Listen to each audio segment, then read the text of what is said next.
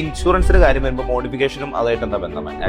Authorised ആയിട്ടുള്ള modification, അതായത് വണ്ടിയിൽ നിന്ന് അധികം പ്രൊജക്ഷൻ ഔട്ട് ചെയ്തേക്കാതിരിക്കുക. അഡീഷണൽ ഫിറ്റിംഗ്സിന് ഇവർ കവറേജ് തരത്തില്ല. പേഴ്സണൽ ആക്സിഡന്റ് ഇൻഷുറൻസിന്റെ ബെനിഫിറ്റ്സ് എന്തൊക്കെയാണ്? നമുക്ക് എന്തെങ്കിലും അത്യാഹിതമോ സംഭവിക്കുകയാണെങ്കിൽ നമ്മളുടെ ഫാമിലിക്കോ നമ്മൾക്കോ കിട്ടുന്ന ഒരു ബെനിഫിറ്റ് ആണ് ഈ പേഴ്സണൽ ആക്സിഡന്റ് ഇൻഷുറൻസ്.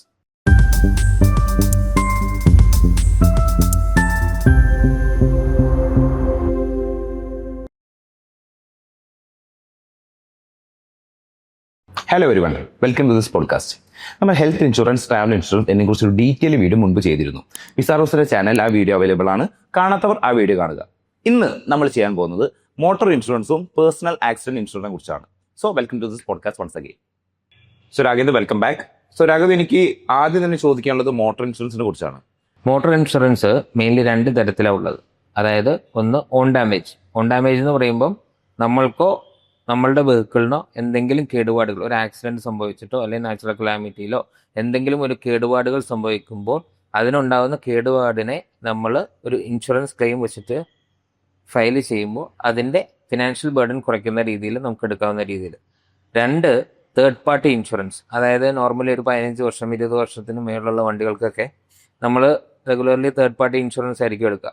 അതെന്താണെന്ന് വെച്ച് കഴിഞ്ഞാൽ ആ വാഹനം കൊണ്ട്, നമ്മളുടെ വാഹനം കൊണ്ട് മൂന്നാമതൊരു വ്യക്തിക്ക് എന്തെങ്കിലും ഒരു അപകടമോ അല്ലെങ്കിൽ മൂന്നാമത് വരുന്ന ഒരു ഒബ്ജക്റ്റ്, ഒരു കട അല്ലെങ്കിൽ ഒരു പോസ്റ്റ്, അങ്ങനെ എന്തെങ്കിലും ഒരു നാശനഷ്ടം സംഭവിക്കാന്നിരിക്കുക. അപ്പോൾ ആ ഒരു തേർഡ് പാർട്ടി ഒരു കംപ്ലൈൻറ്റ് രജിസ്റ്റർ ചെയ്ത് ഒരു കേസ് ഫയൽ ചെയ്ത് മുമ്പോട്ട് പോകുമ്പോൾ ഇൻഷുറൻസ് കമ്പനി ആ വ്യക്തികൾക്ക് അവർ കേസിന് പോയി കഴിഞ്ഞാൽ അതിൻ്റെ ഫയലിനനുസരിച്ചിട്ടുള്ള എമൗണ്ട്, നാശനഷ്ടങ്ങൾക്കുള്ള എമൗണ്ട് ഇൻഷുറൻസ് കമ്പനി സെറ്റിൽ ചെയ്യും. അതിന് വേണ്ടിയിട്ടാണ് തേർഡ് പാർട്ടി ഇൻഷുറൻസ് നമ്മൾ കൊടുക്കുന്നത്. ഇതാണ് മെയിൻലി വരുന്ന രണ്ട് ടൈപ്പ് ഓഫ് ഇൻഷുറൻസ്. ഓക്കെ, ഇൻഷുറൻസിനെ കുറിച്ച് പറഞ്ഞു. ഇപ്പം ഞാൻ ഒരു പുതിയ വണ്ടി എടുക്കാമെന്ന് വിചാരിക്കാം. അപ്പോൾ ഞാൻ മാർക്കറ്റിൽ അവൈലബിൾ ആയിട്ടുള്ള ഏത് ഇൻഷുറൻസ് ആണ് ഞാൻ എടുക്കേണ്ടത്? ഏതായിരിക്കും എനിക്ക് കൂടുതൽ ബെനിഫിഷ്യൽ ആയിട്ടുള്ള ഇൻഷുറൻസ്? ഒരു പുതിയ വണ്ടി എടുക്കുമ്പോൾ മെയിൻലി നമ്മൾ ശ്രദ്ധിക്കേണ്ട ഒന്ന് രണ്ട് കാര്യങ്ങളുണ്ട്. ഒന്ന്, B2B, bumper to bumper insurance ആണോ എന്നുള്ളതാണ് നമ്മൾ ആദ്യം നോക്കേണ്ടത്. ഈ ബമ്പർ ടു ബമ്പർ നമ്മളൊരു പുതിയ വണ്ടി എടുക്കുമ്പോൾ 1 ഇയർ ഓൺ ഡാമേജും 3 വർഷം 1+3 years എന്നും പറഞ്ഞിട്ടാണ് നമ്മൾ ഒരു ഏത് ഷോറൂമിൽ നിന്ന് ഇൻഷുറൻസ് എടുത്താലും അല്ലെങ്കിൽ ഒരു പുതിയ വണ്ടിക്കായിട്ട് നമ്മൾ ഇൻഷുറൻസ് എടുക്കുമ്പോൾ കിട്ടുന്നത്. അതായത് 1 ഇയർ ഓൺ ഡാമേജ് ഉണ്ടാവും. മൊത്തത്തിൽ 3 വർഷം വരെ തേർഡ് പാർട്ടി അതിനകത്ത് കവേർഡ് ആയിരിക്കും. സോ ഫസ്റ്റ് ഇയർ കഴിഞ്ഞ് കഴിഞ്ഞാൽ എവരി ഇയർ നമ്മൾ സെക്കൻഡ് ഇയർ ആണെങ്കിലും തേർഡ് ഇയർ ആണെങ്കിലും തേർഡ് ഇയർ വരെ നമ്മൾ ഈ ഓൺ ഡാമേജ് റിന്യൂവൽ ചെയ്ത് മാത്രം പോയാൽ മതി. 4th ഇയർ തൊട്ട് ഈ ഓൺ ഡാമേജ് തേർഡ് പാർട്ടി നമ്മൾ റിന്യൂ ചെയ്ത് പോകണം. ഒരിക്കലും നമുക്കൊരു ഇൻഷുറൻസ് എടുക്കുമ്പോൾ ഓൺ ഡാമേജ് ഇല്ലാതെയും നമുക്ക് വണ്ടി ഇൻഷുറൻസ് എടുത്തുകൊണ്ട് പോവാം. പക്ഷെ ഒരിക്കലും തേർഡ് പാർട്ടി ഇല്ലാതെ നമുക്ക് ഇൻഷുറൻസ് എടുക്കാതെ പോകാൻ പറ്റത്തില്ല. അപ്പോൾ എപ്പോഴും നമ്മൾ ശ്രദ്ധിക്കേണ്ടത് ബമ്പർ ടു ബമ്പർ ആണോ എന്ന് ചെക്ക് ചെയ്യാം. ഫസ്റ്റ് തിങ് അതാണ്. പിന്നെ ഇതിന് നമുക്ക് എന്തൊക്കെ കവറേജ് വേണം എന്നുള്ളത് ആസ് എ കസ്റ്റമർ നമ്മളാണ് തീരുമാനിക്കേണ്ടത്. നമ്മുടെ വണ്ടിക്ക് എന്തൊക്കെ കവറേജ് വേണം എന്നുള്ളത്. ഇപ്പം നോർമൽ ബമ്പർ ടു ബമ്പർ എന്ന് പറഞ്ഞു കഴിഞ്ഞാൽ ഇതിനകത്ത് വണ്ടിയുടെ ബോഡി പാർട്സ് കംപ്ലീറ്റ്ലി കവേർഡ് ആയിരിക്കും. അതായത് വണ്ടി ബമ്പർ ടു ബമ്പർ എന്ന് പറഞ്ഞാൽ ബമ്പർ തൊട്ട് ബമ്പർ വരെ. ഇതിൽ ബമ്പർ തൊട്ട് ബമ്പർ വരെ അല്ലാതെ വരുന്ന കാര്യങ്ങളുണ്ട്. ടയർ, അതുകൂടാതെ എൻജിൻ, പിന്നെ വരുന്നത് കീ, അങ്ങനെ കുറേ ആഡ് ഓൺ കവേഴ്സ് ഉണ്ട്. അതൊക്കെ ഓപ്ഷണലാണ്. പക്ഷെ പിന്നെ ഇത് കൂടാതെ നിൽ ഡിപ്രീസിയേഷൻ. ഈ നിൽ ഡിപ്രീസിയേഷൻ എന്ന് പറഞ്ഞു കഴിഞ്ഞാൽ ഒരു വണ്ടിക്ക് 3 വർഷം കഴിയുമ്പോൾ അല്ലെങ്കിൽ 2ാമത്തെ വർഷം തൊട്ട് ഈ വണ്ടി പഴകിയതായി. അപ്പോൾ ഈ കാലപ്പഴക്കങ്ങൾ ചെല്ലുന്തോറും ഇതിൻ്റെ വാല്യൂ കുറയും. ആ വാല്യൂ കുറയാതിരിക്കാൻ ഒരു ഫിക്സഡ് എമൗണ്ട് നമ്മൾ കമ്പനിക്ക് അടച്ച് അതിൻ്റെ നിൽ ഡിപ്രീസിയേഷൻ വാല്യൂ 0 ആക്കി വെക്കുന്നു. അതായത് 10% വെച്ചിട്ടാണ് ആ ഒരു കാറിൻ്റെയോ അല്ലെങ്കിൽ ഒരു ബൈക്കിൻ്റെയോ വാല്യൂ കുറയുന്നതെങ്കിൽ അതിനെ 0 ആക്കി വെക്കാനായിട്ട് നമ്മൾ നിൽ ഡിപ്രീസിയേഷൻ ആഡ് ചെയ്യും. അപ്പോൾ എന്താണ്, ആ ഒരു ഡോക്യുമെൻറ്റേഷൻ ചാർജ്, ഏതൊരു ഇൻഷുറൻസ് കമ്പനിയുടെയും ഡോക്യുമെൻറ്റേഷൻ ചാർജ് അടച്ചിട്ട് നമുക്കിത് എത്ര നമുക്ക് ലോസ് വന്നാലും അതിനെ നമുക്ക് വണ്ടി പണിത് പുറത്തേക്ക് ഇറക്കാൻ പറ്റും. അതിലും ബമ്പർ ടു ബമ്പർ മാത്രമാണ് നമ്മുടെ ഇൻഷുറൻസിലുള്ളതെങ്കിൽ നമുക്ക് ആ ബോഡി പാർട്സിന് മാത്രമേ കവറേജ് കിട്ടുള്ളൂ. ഇനി ഇപ്പോൾ നിങ്ങൾക്കൊരു ആക്സിഡൻറ്റിൽ ടയർ പൊട്ടി, ഈ ടയർ പൊട്ടി കഴിയുമ്പോൾ നിങ്ങളുടെ ഇൻഷുറൻസ് ക്ലെയിമിൽ അല്ലെങ്കിൽ ഇൻഷുറൻസിൽ ഈ ഒരു ടയറിൻ്റെ പ്രൊട്ടക്ഷൻ ഇല്ല എങ്കിൽ ആ ടയറിൻ്റെ കോസ്റ്റ് നമ്മൾ കമ്പനിയിൽ അടയ്ക്കേണ്ടി വരും. മനസ്സിലായി? ആ സമയത്ത് നമുക്കൊരു ടയർ പ്രൊട്ടക്ഷൻ നമ്മുടെ ഇൻഷുറൻസിൽ ആഡ് ഓൺ കവർ ആയിട്ടുണ്ടെങ്കിൽ ആ ടയർ കംപ്ലീറ്റ്ലി റീപ്ലേസ് ചെയ്തതിൻ്റെ കോസ്റ്റ് നമുക്ക് കിട്ടും. Okay. Engine and gear box protection. ഇപ്പോൾ ഒരു കാർ എടുക്കുമ്പോൾ കമ്പനികൾ 5 വർഷം വരെ അല്ലെങ്കിൽ 3 വർഷം വരെ വാറണ്ടി തരും. അതെന്തിനാ തരിക? അത് നമ്മളുടെ മാനുഫാക്ചറിങ് ഡിഫക്ട്സോ അല്ലെങ്കിൽ അതിനെ റിലേറ്റ് ചെയ്തിട്ട് അവരുടെ ഒരു പ്രൊഡക്റ്റ് മാനുഫാക്ചർ ചെയ്തതിനെ റിലേറ്റ് ചെയ്തിട്ട് എന്തെങ്കിലും ഇഷ്യൂസ് വരികയാണെങ്കിൽ മാത്രമേ വാറണ്ടിയിൽ ഇൻക്ലൂഡഡ് ആവുള്ളൂ. അതല്ലാതെ വരുന്ന എല്ലാ കേസസും നമ്മളൊരു ആഡ് ഓൺ ഫീച്ചറായിട്ട് ഇതിനകത്ത് എടുക്കണം. ഇപ്പോൾ engine and gear box protection നമ്മൾ എടുത്തു കഴിഞ്ഞ് കഴിഞ്ഞാൽ വണ്ടിക്ക് ഒരു ആക്സിഡൻറ്റിൽ എഞ്ചിൻ കംപ്ലൈൻറ്റോ എഞ്ചിൻ അടിച്ചു പോവുകയോ അല്ലെങ്കിൽ ഒരു വെള്ളപ്പൊക്കത്തിൽ മുങ്ങുകയോ അല്ലെങ്കിൽ നമ്മുടെ വണ്ടി ഒരു റിവറിലേക്ക് മറിയുകയോ ഒക്കെ ചെയ്ത് എഞ്ചിന് കംപ്ലൈൻറ്റ് ചെയ്ത് കഴിഞ്ഞാൽ ആ എഞ്ചിൻ റീപ്ലേസ് ചെയ്യുന്നതിൻ്റെ കംപ്ലീറ്റ് കോസ്റ്റ് ഇൻഷുറൻസ് കമ്പനി വഹിക്കും. ഇപ്പം നമ്മളിപ്പം മിക്ക കാറുകളും ഇപ്പോൾ റിമോട്ട് കൺട്രോൾഡാണ്, ബൈക്ക് വരെ ഇപ്പോൾ റിമോട്ട് കൺട്രോൾഡാണ്. ഇപ്പോൾ നമ്മളുടെ കീ പ്രൊട്ടക്ഷൻ ഇതിനൊരു കോസ്റ്റ് ഉണ്ടാവും, ഒരു 5000 10,000 അല്ലെങ്കിൽ ഇപ്പോൾ ഹൈ എൻഡ് കാർസ് ഒക്കെ ആണെങ്കിൽ 35,000 40,000 വരെ ആ കീക്ക് കോസ്റ്റ് ഉണ്ടാവും. അപ്പോൾ ആ കീ പ്രൊട്ടക്ഷൻ നമ്മൾ ചെയ്ത് കഴിഞ്ഞാൽ എന്താണ് നമുക്ക് ബെനിഫിറ്റ് കിട്ടുക? നമ്മുടെ കീ മിസ്സാവുകയാണെങ്കിൽ ഈ കീയിൻ്റെ വാല്യൂ ഇൻഷുറൻസ് കമ്പനി ബെയർ ചെയ്യും. പിന്നെ നമുക്ക് വേറെ കൊടുക്കാൻ പറ്റുന്ന വാല്യൂബിൾസ്, അതായത് പേഴ്സണൽ വാല്യൂബിൾസ്. അതിനെന്തെങ്കിലും നമുക്ക് ലോസോ കാര്യങ്ങളോ ഒരു ആക്സിഡൻറ്റ് വരുമ്പോൾ നമ്മുടെ പേഴ്സണൽ വാല്യൂബിൾസ് ഒക്കെ ലോസ് ആവുകയാണെങ്കിൽ 15,000 25,000 depending upon the insurance companies അതും നമുക്ക് ഒരു കവറേജ് പോലെ ഇൻക്ലൂഡ് ചെയ്യാൻ പറ്റും. ഇത് നമ്മൾ ശ്രദ്ധിക്കേണ്ടത് നമുക്ക് എങ്ങനെ നമ്മളുടെ കാറിനെ പ്രൊട്ടക്ട് ചെയ്യണം. പിന്നെ മെയിൻ ആയിട്ടൊരു ഫീച്ചറുണ്ട്, റിട്ടേൺ ടു ഇൻവോയ്സ്. അതെന്താണെന്ന് വെച്ച് കഴിഞ്ഞാൽ ഇപ്പോൾ നോർമലി ഒരു കാറ് നമ്മൾ ഇൻഷുറൻസ് കമ്പനി പുതിയ ബമ്പർ ടു ബമ്പർ വിത്ത് നിൽ ഡിപ്രീസിയേഷൻ മാത്രം എനിക്ക് മതിയെന്ന് വയ്ക്കുക. അപ്പോൾ ആ ഒരു ടൈമിൽ എൻ്റെ കാറിൻ്റെ IDV വാല്യൂ എന്ന് പറയുന്നത് പുതിയൊരു കാറിൻ്റെ എക്സ്ഷോറൂം പ്രൈസിൽ നിന്നും ഒരു 5% താഴ്ത്തി, അതായത് മാർക്കറ്റ് വാല്യൂയിൽ നിന്ന് ഒരു 5% കൂടി താഴ്ത്തിയിട്ട് ഏതൊരു ഇൻഷുറൻസ് കമ്പനിയും IDV വാല്യൂ കൊടുക്കുള്ളൂ. സോ അതിനെ ഓവർകം ചെയ്യാനായിട്ട് നമ്മൾ RTA എന്ന് പറഞ്ഞിട്ടുള്ള ഒരു ആഡ് ഓൺ ഫീച്ചർ ആഡ് ചെയ്യും. അതിൻ്റെ ബെനിഫിറ്റ് എന്താണെന്ന് വെച്ച് കഴിഞ്ഞാൽ നമ്മളുടെ ഇൻവോയ്സ് വാല്യൂ എന്താണോ, അപ്പോൾ വണ്ടി ഒരു ടോട്ടൽ ലോസിലേക്ക് പോയി, നമ്മളുടെ ഇൻവോയ്സ് വാല്യൂ എന്താണോ ആ വാല്യൂ വരെയുള്ള എമൗണ്ട് നമുക്ക് ക്ലെയിം ചെയ്തെടുക്കാൻ പറ്റും. ഇപ്പോൾ ഫോർ എക്സാമ്പിൾ എൻ്റെ IDV വാല്യൂ ഇട്ടിരിക്കുന്നത് 15 ലക്ഷമാണെന്ന് വയ്ക്കുക. ഓക്കെ, എൻ്റെ വണ്ടിയുടെ ഇൻവോയ്സ് വാല്യൂ 19 ലക്ഷമാണ്. ഇപ്പോൾ ഒരു കൊല്ലം കഴിഞ്ഞപ്പോഴത്തേക്കും എൻ്റെ വണ്ടി ടോട്ടൽ ലോസിൽ പോയി. അപ്പോൾ എൻ്റെ ഇൻവോയ്സ് വാല്യൂ എന്താണ്? 19 ലക്ഷം. അന്നത്തെ എൻ്റെ IDV വാല്യൂ ചിലപ്പോൾ 13 ലക്ഷമായിട്ടുണ്ടാവും. ഓക്കെ, കാരണം സെക്കൻഡ് ഇയർ ആയി. അപ്പോൾ ആ സമയത്ത് എനിക്ക് കമ്പനി തരേണ്ടത് 19 ലക്ഷം. ഞാൻ എന്താണ് ഇൻവോയ്സ് കൊടുത്തെടുത്ത എൻ്റെ വണ്ടിയുടെ വാല്യൂ, ആ എമൗണ്ടാണ് എനിക്ക് കമ്പനി തരേണ്ടത്. സോ എങ്ങനെയാണ് നമ്മൾക്ക് നമ്മുടെ കാറിന് കവറേജ് വേണ്ടത്? മിക്കവരും ഇപ്പം നോക്കുന്നത് പ്രീമിയം കുറവിലേക്കാണ് ആൾക്കാർ നോക്കുന്നത്. പക്ഷേ ഇപ്പോഴും ആ പ്രീമിയം കുറവാകുന്നതിൽ ഓരോരോ ഫീച്ചേഴ്സ് നമുക്ക് നഷ്ടപ്പെട്ടുകൊണ്ടിരിക്കുകയാണ്. ഓക്കെ, പുതിയ കാറിനെ കുറിച്ച് രാഗിന് പറഞ്ഞു. ഞാനിപ്പോൾ ഒരു സെക്കൻഡ് ഹാൻഡ് കാർ എടുക്കുകയാണെങ്കിൽ അതിലൊക്കെ എങ്ങനെ ഇൻഷുറൻസ് കാര്യങ്ങളൊക്കെ വരുന്നത്? സെക്കൻഡ് വെഹിക്കിൾസ് എടുക്കുമ്പോൾ നമ്മളെല്ലാവരും ആദ്യം ചെയ്യുന്നൊരു കാര്യമുണ്ട്, എന്താ ചെയ്യുക? Ownership transfer. ഓക്കെ, അതെല്ലാവരും ചെയ്യുന്നത് അവരുടെ RC ബുക്ക് ഓണർഷിപ്പ് ട്രാൻസ്ഫറിന് വേണ്ടിയിട്ട് മാത്രമേ ഈ സൂക്ഷ്മാന്തികളൊക്കെ കാണിക്കുകയുള്ളൂ. ഓക്കെ, ആരും അവരുടെ ഇൻഷുറൻസിന്റെ പേര് മാറ്റാൻ മെനക്കെടാറില്ല എന്നുള്ളതാണ്. ഓക്കെ, എന്താന്ന് വെച്ച് കഴിഞ്ഞാൽ ഇൻഷുറൻസിന്റെ കാലാവധി ഇത്ര നാളുണ്ടല്ലോ, അപ്പൊ ഞാൻ അത് കഴിഞ്ഞിട്ട് എന്റെ പേര് മാറ്റിയാൽ മതിയല്ലോ എന്നുള്ളൊരു ചിന്തയാണ് എല്ലാവരുടെ മനസ്സിൽ. ശരി. പക്ഷെ ഇതിലാണ് ഏറ്റവും വലിയൊരു അപകടം ഒളിഞ്ഞിരിക്കുന്നത്. എപ്പോഴും നമ്മൾ നമ്മളുടെ RC ബുക്കിന്റെ ഓണർഷിപ്പ് ട്രാൻസ്ഫർ ചെയ്ത് നമ്മളുടെ പേരിലേക്ക് ആക്കിയ ഉടനെ തന്നെ ഇൻഷുറൻസ് കമ്പനിയിലേക്ക് അവർ ചെറിയൊരു ഫീസ് 150 250 ഫീസ് കൊടുത്തിട്ട് ഇൻഷുറൻസിലും നമ്മളുടെ ഓണർഷിപ്പ് ട്രാൻസ്ഫർ മാറ്റുക, അല്ലെങ്കിൽ നെയിം ചേഞ്ച് വരുത്തുക. ഓക്കെ, അത് വരുത്തിയില്ല എങ്കിൽ ഇതിനിടയിൽ എപ്പോഴെങ്കിലും നമുക്കൊരു വണ്ടിക്ക് കേടുപാടോ നമുക്ക് എന്തെങ്കിലും അപകടങ്ങളോ സംഭവിക്കുമ്പോൾ നമുക്ക് 1 രൂപ പോലും ഇൻഷുറൻസ് കമ്പനിയിൽ നിന്ന് ക്ലെയിം കിട്ടത്തില്ല. നമ്മളൊരു വണ്ടി ഇൻഷുറൻസ് എടുക്കുമ്പോൾ നമുക്ക് അത് എടുക്കുന്നതിന്റെ മെയിൻ കാര്യം എന്ന് പറയുന്നത് എന്തെങ്കിലും അപകടം സംഭവിക്കുമ്പോൾ എങ്ങനെയായിരിക്കും നമ്മൾ ഫേസ് ചെയ്യുക എന്നുള്ളതാണ്. അപ്പോൾ എൻ്റെ ഒരു കാർ ഇപ്പോൾ അപകടപ്പെട്ടു എന്ന് വിചാരിക്കും, ഒരു ആക്സിഡന്റ് സംഭവിച്ചു കഴിയുമ്പോൾ എങ്ങനെയാണ് നമ്മൾ ക്ലെയിം ചെയ്യുന്ന മറ്റു കാര്യങ്ങളൊക്കെ ചെയ്യുന്നത്? നിലവിൽ ഓരോരോ സ്റ്റെപ്പ് ബൈ സ്റ്റെപ്പായിട്ട് നമ്മൾ എല്ലാം മനസ്സിലാക്കി ഒരു ക്ലെയിം ഇൻറ്റിമേറ്റ് ചെയ്ത് കഴിഞ്ഞാൽ ഇതിലൊരിക്കലും ഒരു ലാഗോ ഒരിക്കലും ഒരു റിജക്ഷനോ ഉണ്ടാകത്തില്ല. ഇപ്പം നിലവിൽ എല്ലാം ഓൺലൈനിൻ്റെ ഭാഗമായിട്ട് മാറി നിന്ന സ്ഥിതിക്ക് നമുക്ക് ടൈം സ്റ്റാമ്പിംഗ് ഒക്കെ ഉള്ള രീതിയിലുള്ള ആപ്ലിക്കേഷൻസ് നമ്മളുടെ ഈ സ്മാർട്ട് ഫോൺസിൽ ഇൻസ്റ്റാൾ ചെയ്യാവുന്ന രീതിയിലെല്ലാം അവൈലബിൾ ആണ്. അപ്പോൾ അതേപോലത്തെ ഒരു ആപ്ലിക്കേഷൻ എപ്പോഴും നമ്മളുടെ ഫോണിൽ ഇൻസ്റ്റാൾഡ് ആക്കി വെക്കുക. ഈ അപകടം നടന്നു കഴിയുമ്പോൾ ആ സ്പോട്ടിൽ വെച്ചിട്ട് എല്ലാ ആംഗിളിലും നമ്മളുടെ കാറിനോ അല്ലെങ്കിൽ ബൈക്കിനോ എവിടെയൊക്കെയാണോ അപകടങ്ങൾ സംഭവിച്ചിട്ടുള്ളത് എല്ലാം ആ ആംഗിളിൻ്റെ രീതിയിൽ ഫോട്ടോ എടുത്ത് വയ്ക്കുക. നമുക്ക് എടുക്കാൻ പറ്റുന്നൊരു സിറ്റുവേഷൻ ആണെങ്കിൽ, ഇല്ലെങ്കിൽ അത് പോലീസുകാർ വന്ന് ഇൻസ്പെക്ട് ചെയ്തിട്ട് എന്തെങ്കിലും നമുക്ക് എടുക്കാൻ പറ്റാത്ത, നമുക്ക് എന്തെങ്കിലും ഫിസിക്കലി എന്തെങ്കിലും ഇഞ്ചുറിയോ കാര്യങ്ങളോ ഉണ്ടെങ്കിൽ നമുക്ക് എടുക്കാൻ പറ്റാത്ത സിറ്റുവേഷൻ ആണെങ്കിൽ അവർ വന്ന് എടുക്കുന്നതാണ്. അപ്പോൾ അവരുടെ കയ്യിൽ എൻ്റെതായ മാസ്റ്റർ റിപ്പോർട്ടും കാര്യങ്ങളും എല്ലാം ഉണ്ടാവും. ഇപ്പോൾ നമ്മൾ കേരളത്തിൽ ഒരു രീതി വെച്ച് പറയുകയാണെങ്കിൽ ഇപ്പം ഒരു അപകടം നടന്നു കഴിഞ്ഞാൽ ഇതെല്ലാ സൈഡിൽ നിന്നുള്ള ഒരു ഫോട്ടോയും എല്ലാ കാര്യങ്ങളും എടുത്തിട്ട് തുണ എന്ന് പറഞ്ഞ പോലീസിൻ്റെ ഒരു ആപ്പുണ്ട്. അതിൽ നമ്മൾ ആക്സിഡൻറ്റ് റിപ്പോർട്ട് ചെയ്യണം. ഇപ്പോൾ പണ്ടത്തെ പോലെ പോലീസ് സ്റ്റേഷനിൽ പോയിട്ട് GD എൻട്രിക്ക് വേണ്ടിയിട്ടോ അങ്ങനെ ഒന്നും നമ്മൾ വെയിറ്റ് ചെയ്യേണ്ട.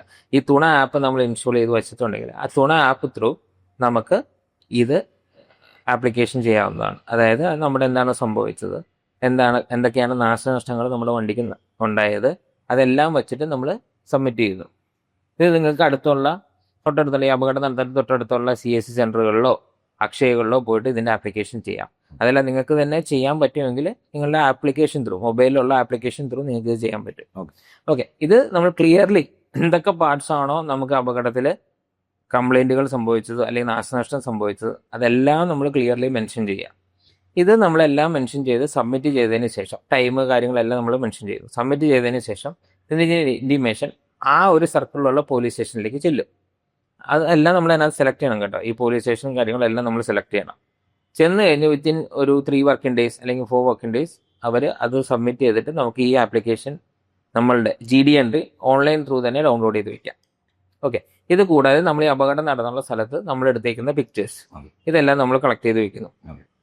ഇതെല്ലാം സംഭവിച്ചതിന് ശേഷം നമുക്ക് റോഡ് സൈഡ് അസിസ്റ്റൻസ് എന്ന് പറഞ്ഞിട്ട് ഇതുണ്ട്. നോർമലി വണ്ടി എടുക്കാൻ നേരത്ത് ആ കമ്പനികളിൽ തന്നെ നമുക്ക് 1-2 വർഷത്തെ റോഡ് സൈഡ് അസിസ്റ്റൻസ് ഉണ്ടാവും. ഇൻഷുറൻസിൽ നമുക്ക് ഇത് ആഡ് ഓൺ ആയിട്ട് വയ്ക്കാം. അപ്പോൾ ഈ റോഡ് സൈഡ് അസിസ്റ്റൻസ് വിളിച്ച് നമ്മൾ ഈ വണ്ടി ഷോറൂമിലേക്ക് കൊടുക്കുന്നു. ഷോറൂമിലേക്ക് കൊടുക്കുമ്പോൾ ഇവരെന്താ ചെയ്യുക, ക്ലെയിം ഇൻറ്റിമേറ്റ് ചെയ്യും. ക്ലെയിം ഇൻറ്റിമേറ്റ് അല്ലെങ്കിൽ നിങ്ങൾ ഏതെങ്കിലും ഒരു അഡ്വൈസർ മുഖേനയോ അല്ലെങ്കിൽ വേറെ ആരെങ്കിലും മുഖേനയോ ഇൻഷുറൻസ് എടുത്താൽ അവരോട് പറഞ്ഞു കഴിഞ്ഞാൽ അവർ ഈ ക്ലെയിം ആ കമ്പനിയിലേക്ക് ഇൻറ്റിമേഷൻ കൊടുക്കും.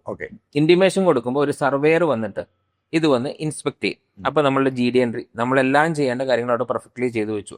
GD എൻട്രി, അപകടം നടന്നപ്പോഴുള്ള പിക്ചേഴ്സ്, അത് ഏത് ലൊക്കേഷനാണെന്ന് കാണിക്കാനായിട്ട് ടൈം സ്റ്റാമ്പിങ്, ഇതെല്ലാം വെച്ച് നമ്മൾ കൊടുക്കുന്നു. ഇതെല്ലാം വെച്ച് കൊടുത്തു കഴിഞ്ഞ് കഴിഞ്ഞാൽ ഈ ഇതിനെ വെച്ചിട്ട് ഇമ്മീഡിയറ്റ്ലി ഇവർ അപ്രൂവ് ചെയ്യും. എന്തൊക്കെയാണ് പാർട്സ് മാറാനുള്ളത്, നമ്മൾ റേസ് ചെയ്തിരിക്കുന്ന എല്ലാ കാര്യങ്ങളും ഇവർ ഒരു റിജക്ഷനും ഇല്ലാതെ അപ്രൂവ് ചെയ്യും. ഇതൊന്നും വയ്ക്കാണ്ടാണ് നമ്മൾ പോകുന്നതെങ്കിൽ ഇതിനെല്ലാം നമ്മൾ രണ്ടാമത് നടന്ന് ഇതെല്ലാം റെഡിയാക്കി വരുമ്പോഴത്തേക്കും സമയം ഒരുപാട് വരും. അപ്പൊ ഇതെല്ലാം കറക്റ്റ് ടൈമിൽ ചെയ്ത് വെച്ചിട്ടുണ്ടെങ്കിൽ നമുക്ക് ഒരിക്കലും ഒരു റിജക്ഷനോ ഡിലേയോ ഉണ്ടാവത്തില്ല.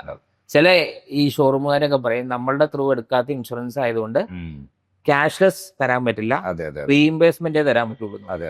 ആ ഒരു കേസിൽ ഒരിക്കലും അവർക്കത് അങ്ങനെ പറയാൻ പാടില്ലാത്തൊരു കാര്യം. ഓക്കെ, ഒരു കമ്പനിക്ക് നമുക്ക് അവരോട് പറയാം, ഓക്കെ നിങ്ങൾക്ക് ഈ ഫണ്ട് നിങ്ങളുടെ അക്കൗണ്ടിൽ വന്നതിന് ശേഷം ഇൻഷുറൻസ് കമ്പനിയിൽ നിന്ന് നിങ്ങളുടെ അക്കൗണ്ടിലേക്ക് വന്നതിന് ശേഷം മാത്രം എനിക്ക് എൻ്റെ വണ്ടി വിട്ട് കിട്ടിയാൽ മതി എന്ന് പറയാം. ഓക്കെ, നോർമലി ഈ ക്ലെയിംസിന് ഒരുപാട് ഡിലേയോ കാര്യങ്ങളോ ഒന്നും ഇല്ലാത്ത സ്ഥിതിക്ക് ഈ ഫണ്ട് ഡയറക്റ്റ്ലി ഒരു അക്കൗണ്ടിലേക്ക് വരും. എന്നിട്ട് നമുക്ക് നമ്മുടെ വണ്ടി എടുത്താൽ മതി.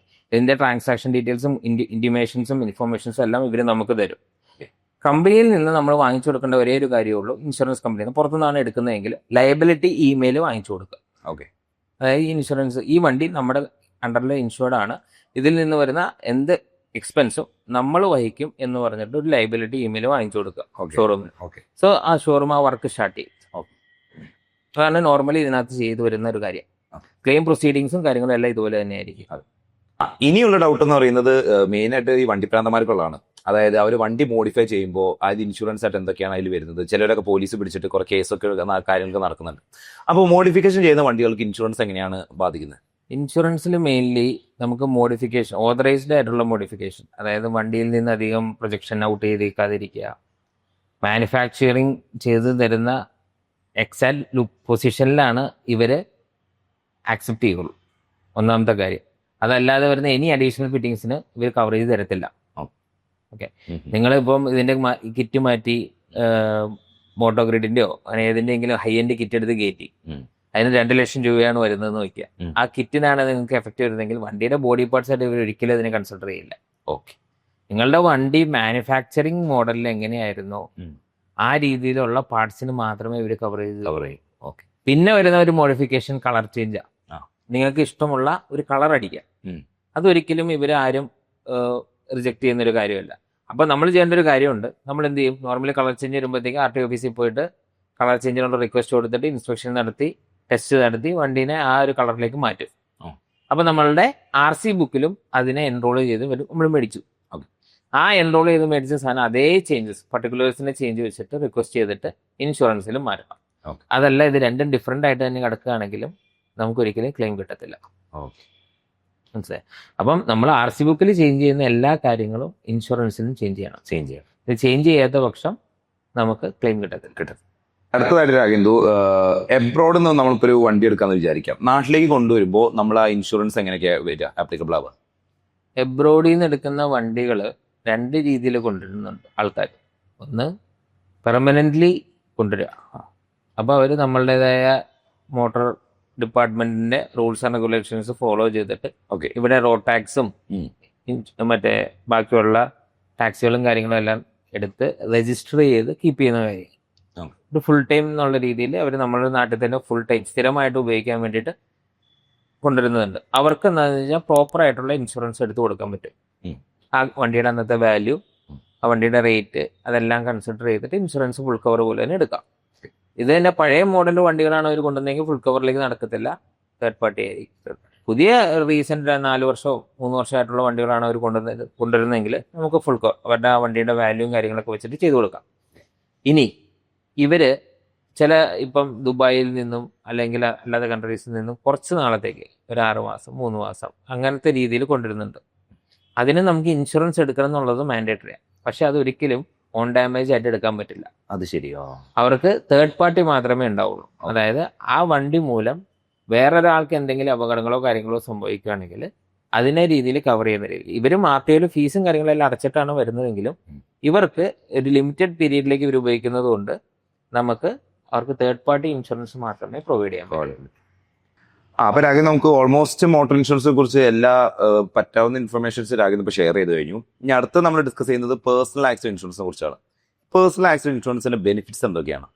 പേഴ്സണൽ ആക്സിഡന്റൽ ഇൻഷുറൻസ് എന്ന് പറയുന്നത് നമുക്ക് എന്തെങ്കിലും ഒരു വ്യക്തി എന്ന നിലയിൽ നമുക്ക് എന്തെങ്കിലും അപകടങ്ങളോ അല്ലെങ്കിൽ നമുക്ക് എന്തെങ്കിലും അത്യാഹിതമോ സംഭവിക്കുകയാണെങ്കിൽ നമ്മളുടെ ഫാമിലിക്കോ നമ്മൾക്കോ കിട്ടുന്ന ഒരു ബെനിഫിറ്റാണ് ഈ പേഴ്സണൽ ആക്സിഡന്റൽ ഇൻഷുറൻസ്. ആ പേരിൽ പറയുന്നത് പോലെ തന്നെയാണ് എൻ്റെ ബെനിഫിറ്റ്സ്. ഇത് ശരിക്കും പറഞ്ഞു കഴിഞ്ഞാൽ കേന്ദ്ര ഗവൺമെൻറ്റിൻ്റെ വിവിധ പദ്ധതികളോടുകൂടിയും ബാങ്കുകൾ വർഷം 100 രൂപയോ അല്ലെങ്കിൽ മാസം 100 രൂപയോ എന്നുള്ള രീതിയിൽ ഇവർ ഈ പ്ലാൻ ഇതെല്ലാം നമ്മളെ കൊണ്ട് എടുപ്പിച്ചിട്ടുണ്ട്. അതിൻ്റെയൊക്കെ ബെനിഫിറ്റ്സ് എന്നൊക്കെ പറഞ്ഞു കഴിഞ്ഞാൽ വളരെ ലിമിറ്റഡ് ആണ്. അതായത് പെർമനൻറ്റ് ഡിസബിലിറ്റി എന്ന് പറഞ്ഞു കഴിഞ്ഞാൽ ഒരു അപകടം സംബന്ധിച്ച് നമ്മുടെ കൈ പോവുക, കാല് പോവുക, നമുക്ക് വേറെ ജോലികളൊന്നും ചെയ്യാൻ പറ്റാത്തൊരവസ്ഥയിലേക്ക് പോവുക, ഒരു കോമ സ്റ്റേജിലേക്ക് പോവുക, ഇങ്ങനെയൊക്കെ വരുന്ന പെർമനൻറ്റ് ഡിസബിലിറ്റിക്കാണ് ഈ 2 ലക്ഷം രൂപ നമ്മൾ ജീവിച്ചിരിക്കുമ്പോൾ നമുക്ക് കിട്ടുകയുള്ളൂ. അതല്ല എങ്കിൽ നമ്മൾ മരിച്ചതിന് ശേഷം നമ്മളുടെ നോമിനിക്കായിരിക്കും ഈ ബെനിഫിറ്റ് അവൈൽ ചെയ്യാൻ പറ്റുള്ളൂ. ഓക്കെ, ഇത് നോർമലി ബാങ്ക്സ്, പോസ്റ്റ് ഓഫീസുകൾ അവിടെ നിന്നെല്ലാം നമുക്ക് ഈ ഒരു ഇൻഷുറൻസിന് നമുക്ക് ഓപ്റ്റ് ചെയ്തെടുക്കാവുന്നതാണ്. ഓക്കെ, പിന്നെ ഇതിന് ഒന്നും കൂടി ആഡഡ് ബെനിഫിറ്റും ഫീച്ചേഴ്സും അഡ്വാൻറ്റേജ് കൂടുതലായിട്ട് പറഞ്ഞു കഴിഞ്ഞാൽ ഒരു വർക്കിംഗ് പ്രൊഫഷണൽ എന്ന് പറഞ്ഞു കഴിഞ്ഞാൽ ഒരു വൈറ്റ് കോളർ ജോബ് ആവണമെന്നില്ല, ഒരു ഡ്രൈവറിനോ ഹൈലി റിസ്കി ലെവലിൽ നിൽക്കുന്ന ജോബ് ഒഴികെയുള്ള ബാക്കി എല്ലാവർക്കും കിട്ടുന്ന രീതിയിൽ ഓക്കെ പേഴ്സണൽ ആക്സിഡന്റ് ഇൻഷുറൻസ് വിവിധ പ്രൈവറ്റ് കമ്പനികളും കൊടുത്തു തുടങ്ങിയിട്ടുണ്ട്. അതിലെനിക്ക് കുറച്ചും കൂടി ബെറ്റർ ആയിട്ട് തോന്നുന്ന ഒരു ഇൻഷുറൻസ് എന്ന് പറയുന്നത് കോട്ടി സുരക്ഷ, HDFC എർഗോയുടെ കോട്ടി സുരക്ഷ എന്ന് പറഞ്ഞൊരു പ്ലാനാണ്. കോട്ടി സുരക്ഷയെ കുറിച്ചിട്ട് ഒരുപാട് ഞാൻ കേട്ടിട്ടുണ്ട്. ആക്ച്വലി എന്താണ് ഈ കോട്ടി സുരക്ഷ? കോട്ടി സുരക്ഷ എന്ന് പറഞ്ഞാൽ ഈ പേഴ്സണൽ ആക്സിഡന്റിന് വേണ്ടിയിട്ട് വർക്ക് ചെയ്യുന്ന ഒരു ജോലി ചെയ്യുന്ന ഏതൊരു വ്യക്തിക്കും എടുക്കാവുന്ന രീതിയിൽ HDFC എർഗോ എന്ന് പറഞ്ഞൊരു കമ്പനി സ്പെഷ്യലി ഡിസൈൻ ചെയ്തേക്കുന്ന ഒരു പ്രൊഡക്റ്റാണ്. ഓക്കെ, ഇതിൽ നമുക്ക് വിവിധ തരത്തിലുള്ള ഫിനാൻഷ്യൽ ബെനിഫിറ്റും ആക്സിഡന്റൽ കവറേജും ഇതിനകത്ത് ഇൻക്ലൂഡ് ചെയ്തിട്ടുണ്ട്. ഇതിൽ ഞാൻ നേരത്തെ പറഞ്ഞല്ലോ, നോർമലായിട്ടുള്ള ഇതേപോലത്തെ പേഴ്സണൽ ആക്സിഡന്റ് ഇൻഷുറൻസ് എന്ന് പറഞ്ഞു കഴിഞ്ഞാൽ പെർമനന്റ് ഡിസബിലിറ്റി അല്ലെങ്കിൽ നമ്മളുടെ ഡെത്ത്, ഇതിനായിരിക്കും ഒരു ബെനിഫിറ്റ് ആയിട്ട് നമുക്കൊരു ഫണ്ട് തരിക. ഓക്കെ, പക്ഷെ കോട്ടി സുരക്ഷയുടെ മെയിൻ ഹൈലൈറ്റ് എനിക്ക് തോന്നിയത് ഇവരുടെ ടെമ്പററി ഡിസബിലിറ്റി ആണ്. ഓക്കെ, ഇപ്പൊ ഒരു ആള് എങ്ങനെ വേണമെങ്കിലും അപകടങ്ങൾ ഉണ്ടാവും അല്ലേ? അതെ, അവര് നടന്നു പോകുമ്പോൾ തെന്നിയടിച്ച് വീഴാം. ശരി. ഓക്കെ, അപ്പോൾ ചിലപ്പോൾ ചതവോ ഒടിവോ ഉണ്ടാവാം. അതെ. ഓക്കെ, പിന്നെ അവർക്ക് ആ ഒരു കാരണം കൊണ്ട് അവർക്ക് ജോലിയിൽ വർക്ക് ചെയ്യാൻ പറ്റാത്ത അവസ്ഥ വരുന്നു. ആ ജോലിയിൽ വർക്ക് ചെയ്തില്ലെങ്കിൽ എന്താ ഉണ്ടാവുക? അവർക്ക് അവരുടെ ആ മാസത്തെ ശമ്പളം അവർക്ക് ഉണ്ടാവത്തില്ല. അതെ, അതുമൂലം അവർക്ക് ഫിനാൻഷ്യൽ ബർഡൻസ്, അവരുടെ ഡെബിറ്റ്സ് കാര്യങ്ങളെല്ലാം അടയ്ക്കാൻ പറ്റാത്ത രീതിയിൽ മാറുന്നു. ശരി. അപ്പൊ അതിനെയൊക്കെ പ്രൊട്ടക്ട് ചെയ്യുന്ന രീതിയിലാണ് ഈ കോട്ടി സുരക്ഷ അവരുടെ പ്രൊഡക്റ്റുകൾ. അവരുടെ ഒരു സിമ്പിൾ ആയിട്ടുള്ള ഒരു 10 ലക്ഷം രൂപയുടെ പ്രൊഡക്റ്റിനെ കുറിച്ച് ഞാൻ ഡീറ്റെയിൽ ആയിട്ട് പറഞ്ഞുതരാം. Okay. ഇപ്പൊ കോട്ടി സുരക്ഷയുടെ ഇപ്പം നിതിനൊരു 10 ലക്ഷം രൂപയുടെ കവറേജ് ഉള്ള ഒരു പ്ലാനാണ് എടുക്കുന്നതെന്ന് വെക്കുക. ഓക്കെ, നിതിന് അതിന് പെർമനന്റ് ഡിസബിലിറ്റിയോ അല്ലെങ്കിൽ ഇപ്പൊ എന്തെങ്കിലും അപകടം വന്നിട്ട് നമ്മളെ കാണാതാവുകയോ ചെയ്തു കഴിഞ്ഞാൽ ഈ 10 ലക്ഷം രൂപ നമ്മളുടെ ഫാമിലിക്ക് കിട്ടും. ഓക്കെ. അല്ലെങ്കിൽ നമുക്കൊരു ഡെത്ത് സംഭവിക്കുകയാണെങ്കിൽ ഈ 10 ലക്ഷം രൂപ ഫാമിലിക്ക് കിട്ടും. ഓക്കെ. ഇനി ടെമ്പററി ഡിസബിലിറ്റി എന്ന് പറയുന്നത്, ഇപ്പം എനിക്കൊരു ഒടിവ് വന്നു, അതൊരു മൾട്ടിപ്പിൾ ഫ്രാക്ചറാണ്. ഓക്കെ. ഓക്കെ, ആ മൾട്ടിപ്പിൾ ഫ്രാക്ചറിന് വന്നപ്പോഴത്തേക്ക് എനിക്കൊരു 6 ആഴ്ച അല്ലെങ്കിൽ ഒരു 8 ആഴ്ച എനിക്ക് ഓഫീസിൽ പോകാൻ പറ്റില്ല. അതായത് എൻ്റെ 2 മാസം എനിക്ക് റെസ്റ്റ് പറഞ്ഞിരിക്കും. ഈ 2 മാസവും എനിക്ക് കമ്പനിയിൽ നിന്ന് സാലറി കിട്ടണമെന്നില്ല. കാരണം ഇത്രയും ലീവ് ഒരു കമ്പനിയും ആൾക്കും പ്രൊവൈഡ് ചെയ്യുന്നില്ല. അതുകൊണ്ട് നമ്മൾ ആ 2 മാസം നമുക്ക് നോൺ പേ ആയിട്ടായിരിക്കും നമ്മൾ വീട്ടിലിരിക്കുന്നുണ്ടാവും. ആ സമയത്ത് നമുക്ക് ഇൻകം ഉണ്ടാവില്ല. സോ ഇതിനെ ഓവർകം ചെയ്യാനായിട്ടാണ് ഇവർ മെയിൻലി ഈ ഒരു പ്രൊഡക്റ്റ് ഡിസൈൻ ചെയ്തിരിക്കുന്നത്. ഇതിൽ നമുക്ക് വീക്ക്ലി കോമ്പൻസേഷൻ, ടെമ്പററി ഡിസബിലിറ്റി, നമുക്ക് ഒരു ഒടിവ്, ചതവ്, പൊള്ളല്, ഇങ്ങനത്തെ കാര്യങ്ങൾക്കെല്ലാം ടെമ്പററി ഡിസബിലിറ്റി ആയിട്ടാണ് ഇവർ കണക്കാക്കുന്നത്. ഇതിന് വീക്ക്ലി ഒരു 104 വീക്സ് വരെ വീക്ക്ലി 10,000 റുപ്പീസ് വെച്ചിട്ട് കാൽക്കുലേറ്റ് ചെയ്തിട്ട് ഇവർക്ക് നമ്മൾ പേ ചെയ്യും. ഓക്കെ, ഇത് ഒരിക്കലും ക്യാഷ്ലെസ് പോലെ കിട്ടുന്ന ഒരു സംഭവമല്ല. ഇത് എപ്പോഴും റീഇംബേഴ്സ്മെന്റ് ആയിരിക്കും. ഇതിന് ഇൻവെസ്റ്റിഗേഷൻസ് ഉണ്ടാവും. അവർ പ്രോപ്പറായിട്ട് നമ്മളെ ട്രീറ്റ് ചെയ്ത് ഡോക്ടേഴ്സിൻ്റെ അടുത്ത് ചെല്ലും, നമ്മളുടെ അടുത്ത് വരും, നമ്മളുടെ റിപ്പോർട്ട്സ് കാര്യങ്ങളെല്ലാം പഠിച്ചിട്ട് ഇത് ഓക്കെ ആണെന്ന് അറിഞ്ഞു കഴിഞ്ഞാൽ ഇവർ ഈ 2 months, അതായത് 8 വീക്സിന്റെ ഫണ്ട് ഇവർ റിലീസ് ചെയ്യും. ഓക്കെ. ആ റിലീസ് ചെയ്യുമ്പോൾ 8 weeks into 10,000 80,000 rupees plus emergency ട്രീറ്റ്മെന്റിന് വേണ്ടിയിട്ട് ഇപ്പോൾ ഞാനൊരു 15,000 ആയി നോക്കിയ എക്സ്പെൻസ്. ആ എമൗണ്ട് മൾട്ടിപ്പിൾ ഫ്രാക്ചേഴ്സ് ഉണ്ടെങ്കിൽ നിയർലി അറൗണ്ട് ഒരു 50,000 അഡീഷൻ. അതൊക്കെ കൂടി ഏകദേശം ഒരു 1.5 ലാക്സിനടുത്ത് എനിക്ക് അവർ അക്കൗണ്ടിലേക്ക് ക്രെഡിറ്റ് ചെയ്ത് തരും. അതിന് ഒരു ക്ലെയിമിന് എടുക്കുന്ന ഒരു time nearly around 15 to 30 working days ആണ്. അതിനുള്ളിൽ ഈ ഫണ്ട് നമ്മുടെ അക്കൗണ്ടിലേക്ക് വരും. അപ്പോൾ ഞാൻ പറഞ്ഞു വരുന്നത്, അതിന് ആ 2 മാസം കഴിയണം എന്നില്ല. ആദ്യത്തെ മാസം തന്നെ ഈ 2 മാസത്തേക്കുള്ള ഫണ്ട് ഇവർ നമ്മുടെ അക്കൗണ്ടിലേക്ക് ഇടുക. അപ്പം നമുക്കുണ്ടാവുന്ന ഫിനാൻഷ്യൽ ബർഡൻസ് ഒരു 200 ടൈംസ് വരെ ഇവർ തന്നെ ബെയർ ചെയ്യണം. ഓക്കെ. അപ്പോൾ ഇതാണ് എൻ്റെ മെയിൻ അട്രാക്റ്റീവ് ഫീച്ചേഴ്സ്. മറ്റതെല്ലാ ഒരു പേഴ്സണൽ ആക്സിഡന്റൽ കവറേജ് എടുത്താൽ പോലും നമുക്ക് ഇത്രയും ബെനിഫിറ്റ്സ് അവർ തരുന്നില്ല. ബാക്കിയുള്ള ഇൻഷുറൻസ്, പേഴ്സണൽ ആക്സിഡന്റ് ഇൻഷുറൻസിന്റെ എല്ലാ ഫീച്ചേഴ്സും ഇതിനും ഉണ്ടെങ്കിലും ഒരു ആഡ് ഓൺ ഫീച്ചറായിട്ട് എനിക്ക് തോന്നിയത് ഇവരുടെ ടെമ്പററി ഡിസബിലിറ്റി എന്ന ഈ ഒരു ഫീച്ചറാണ്. ശരി. അപ്പോൾ ഇതാണ് മറ്റുള്ള പേഴ്സണൽ ആക്സിഡന്റിൽ നിന്നും ഈ കോട്ടി സുരക്ഷന് വ്യത്യസ്തമായിട്ട് നിൽക്കുന്നത്. ഭയങ്കര Ragendu. So motor insurance, personal accidental ഇൻഷുറൻസിനെ കുറിച്ച് ഒരുപാട് കാര്യങ്ങൾ രാജ്യം സംസാരിച്ചു. നിങ്ങൾ ഇൻഷുറൻസ് എടുത്തിട്ടില്ലെങ്കിൽ തീർച്ചയായും എടുക്കണം. കാരണം നിങ്ങൾക്ക് വളരെ ഇമ്പോർട്ടൻ്റ് ആയ ഒരു കാര്യമാണ്. നിങ്ങൾ വണ്ടി എടുക്കുകയാണെങ്കിൽ മസ്റ്റായിട്ടും നിങ്ങൾ റോഡിലുള്ളത് ഓടിക്കുന്നത് ഉണ്ടെങ്കിൽ തന്നെ നിങ്ങൾ അത് ഇൻഷുറൻസ് എടുത്തിരിക്കണം. സോ നിങ്ങൾക്ക് ഇൻഷുറൻസിന് എന്ത് അസിസ്റ്റൻസ് വേണമെങ്കിലും ഞങ്ങൾ ഡിസ്ക്രിപ്ഷൻ നമ്പർ ആഡ് ചെയ്തിട്ടുണ്ട്, നിങ്ങൾക്ക് കോൺടാക്ട് ചെയ്യുന്നതാണ്. ഇനി ഈ വീഡിയോയെ കുറിച്ച് നിങ്ങൾക്ക് തോന്നിയ പല ഡൗട്ടുകളുണ്ടാവും, നമ്മൾ ചർച്ച ചെയ്ത പല ടോപ്പിക്സുകളുണ്ടാവും. അതിനെക്കുറിച്ച് അറിയാനായിട്ട് നിങ്ങൾ കമന്റിൽ രേഖപ്പെടുത്തുക. ഞങ്ങൾ എന്തായാലും നിങ്ങൾ തിരിച്ച് റെസ്പോണ്ട് ചെയ്യുന്നതായിരിക്കും. സോ അടുത്തൊരു പോഡ്കാസ്റ്റിലേക്ക് നമുക്ക് വീണ്ടും മീറ്റ് ചെയ്യാം. Thank you.